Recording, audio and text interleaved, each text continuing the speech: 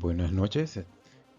Eh, Tengo el placer de introducir para ustedes el segundo, la segunda etapa del proceso administrativo tradicional, el que la mayoría pues, de los administradores conocemos, que es el proceso de organización. Vamos a estar viendo algunas definiciones y características especiales de esta etapa.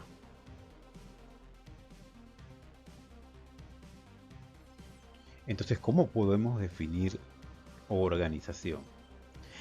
Recordemos que podemos llamar organización al sujeto, o sea, a la empresa. Es un sinónimo. Pero la acción o la etapa esta se define como una actividad que busca de forma continua brindar todos los métodos adecuados para ejecutar los planes de forma más coordinada y delimitando de forma muy precisa las funciones de cada miembro en la organización. Entonces yo tengo ya un plan, como habíamos visto en la microclase anterior, y de ese plan entonces yo voy a coordinar. ¿Qué voy a coordinar? Las funciones. ¿Cómo va a estar distribuida las partes que pertenecen a mi empresa? Así cómo van a realizar su trabajo, quién se va a encargar de esto, quién de lo otro. Entonces este es un método para ejecutar el plan que ya yo tengo hecho. También podemos mencionar que la organización está muy relacionada con lo que es la parte de la estructura de la empresa. ¿Sí?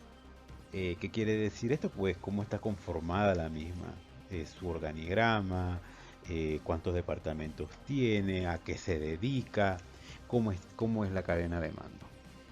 Y tenemos también entonces que aquí tenemos muy claros los conceptos de eficiencia y eficacia. Pero ¿qué es esto? Sí, a veces lo confundimos. Entonces, eficiencia es cómo nosotros utilizamos los recursos que poseemos eh, y relacionados al logro, ¿sí? Del objetivo. Cuanto menos recursos utilizo para un objetivo, para lograr un objetivo, mi eficiencia será mayor. ¿Ven? Entonces está relacionado con el número, la cantidad de recursos que utilizamos para lograr un objetivo y lo eficiente eficiencia que somos en ese sentido. Y la eficacia es a qué nivel yo logro mis objetivos, cuál es la capacidad que yo tengo para lograr lo que me propongo. Entonces eso es importante saberlo porque a veces tendemos a confundir los conceptos. Como les había comentado, esta etapa involucra lo que es la estructura de la organización, que es cómo está distribuido los empleos y las funciones de cada persona dentro de la empresa. Entonces esto lo conocemos mucho como, lo podemos ver gráficamente como el organigrama, ¿no? Donde están plasmadas las jerarquías de la empresa. Hay muchos tipos de organigrama, vamos a ver este tema en una próxima clase, pero es importante saber que este concepto de estructura organizacional está relacionado a esta etapa de la organización.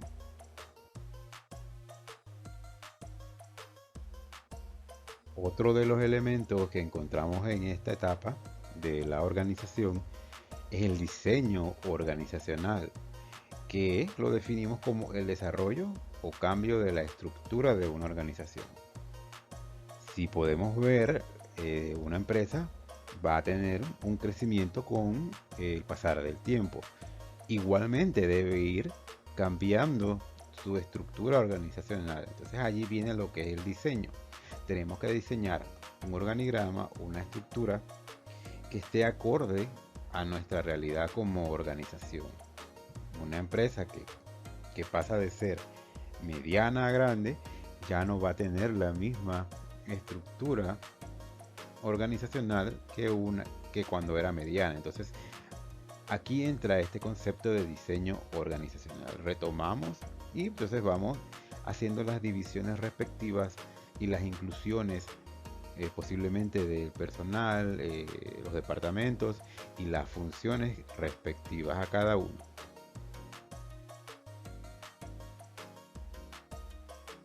¿Qué funciones son elementales aquí en esta etapa? Sí, tenemos varias, vamos a mencionar las más importantes, sí, que están relacionadas a esto de la organización.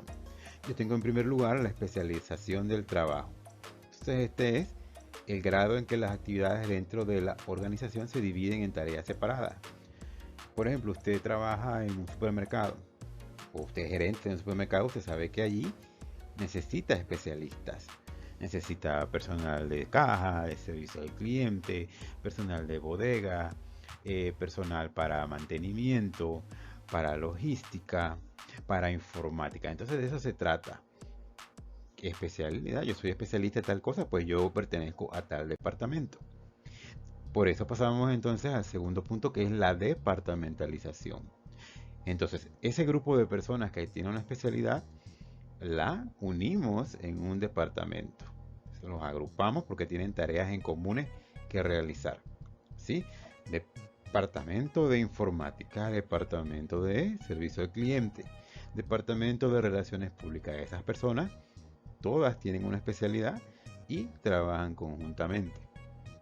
Siguiendo tenemos la cadena de mando, que no es más que la línea esta de autoridad, ¿no?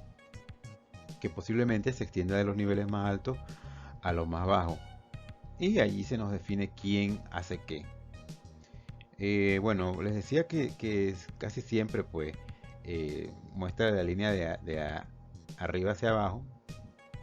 ¿Por qué? Porque hay otras estructuras que vamos a ver más adelante. ¿Sí? Entonces aquí sabemos quién está al mando de un departamento o de una empresa en específico. Luego la amplitud que tenemos de control. La determinación del número de niveles y gerentes a cargo de esos niveles. ¿Cuántos gerentes yo necesito para una empresa que tiene 4.000 empleados? No es lo mismo para una que tenga 100. Entonces, un gerente, ¿qué amplitud va a tener su mando, su autoridad, sus decisiones? ¿Cuántas personas va a acaparar? Eso es lo que tenemos entonces como lo que es la amplitud de control. Y tenemos que mencionar también los siguientes elementos dentro de lo que es la estructura organizacional de una empresa. La centralización y descentralización. ¿Qué, qué es la centralización? Pues es el grado en que la toma de decisiones se concentra en un solo nivel, ¿verdad? Hay empresas que la gerencia toma decisiones el solo, el gerente, y luego las comunica para que se cumplan entonces los parámetros que se desean para lograr el objetivo. Una sola persona, dos personas, tres personas, puede ser una junta directiva. Eso es centralizada. ¿Sí? Está centralizada en un grupo de individuos. Y la descentralización, todo lo diferente, todo lo contrario. Se toman en varios niveles. Tenemos una gerencia de recursos humanos, una gerencia de servicio al cliente, una gerencia de producción. Entonces allí estamos unificando lo que son las decisiones para al final pues llegar a un consenso.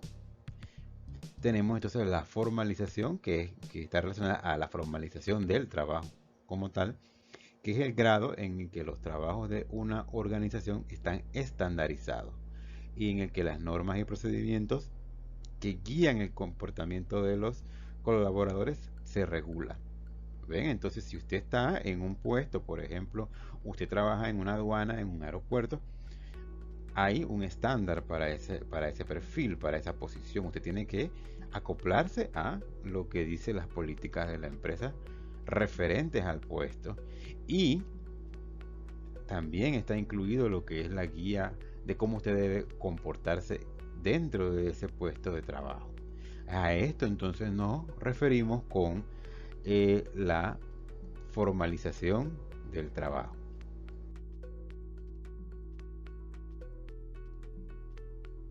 Muy bien, entonces, ¿cómo un pequeño resumen, tenemos que la organización esa es la segunda etapa del proceso administrativo y está relacionada con la estructura de la empresa, cómo está conformada la misma jerárquicamente, ¿no?